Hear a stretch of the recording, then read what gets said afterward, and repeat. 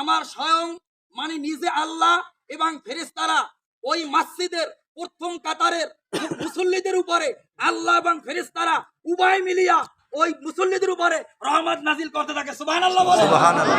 শুধু রহমতই নাজিল করে না, আমার আল্লাহ নিজে এবং ফেরেশতাকুল ওই মসজিদের আযান শুনিয়া মুসল্লিগুন আসার কারণে ওই মুসল্লিদের জন্য আমার মাওলা এবং ফেরেশতারা দোয়া করতে থাকে। আলহামদুলিল্লাহ বলে। আলহামদুলিল্লাহ। এবং শুধু তাই নয়, ওই মুয়াজ্জিনের আযানের ধ্বনি যত বেশি হয় তত পরিমাণ সওয়াব, তত পরিমাণ যত গুনাহ হয়ে থাকে সমস্ত গুনাহ আমার মাওলা মাফ করিয়া দিয়া তত পরিমাণের সওয়াব আমার মাওলা ওই মুয়াজ্জিনের আমলনামায় দিয়া দেয়। আলহামদুলিল্লাহ বলে। আলহামদুলিল্লাহ। শুধু তাই নয়, ওই মুয়াজ্জিনের আযান শ্রবণ করিয়া যত মুসল্লি, যত মুক্তাদি মসজিদে আসিয়া আযান নামাজ আদায় করে তারা যে সওয়াব পাইবে অনুরূপ সওয়াব এই মুসল্লির আমলনামায় লেখা হয়। আলহামদুলিল্লাহ বলে।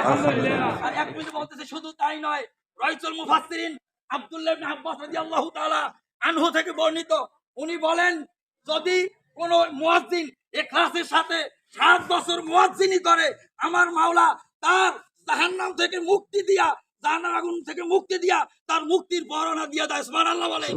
শুধু তাই নয়, আব্দুল্লাহ ইবনে ওমর বলেন, তার আল্লাহর হাবিব বলেন তার জন্য জান্নাত ওয়াজিব হয়ে যায়, জাহান্নাম হারাম হয়ে যায়। আলহামদুলিল্লাহ বলে।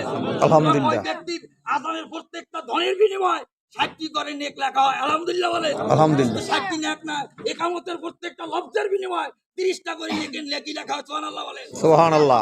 উক্ত মর্তবা এই সাহেব তালুকদারকে যেন হাসিল করিয়া যেন জান্নাতুল উসমা মাকাম পায়, এই তো আমরা সবাই করি। আল্লাহুম্মা আমিন। আসলে বিষয় যে আমরা এখন বাঁচিয়ে আছি, এই জন্য কাজ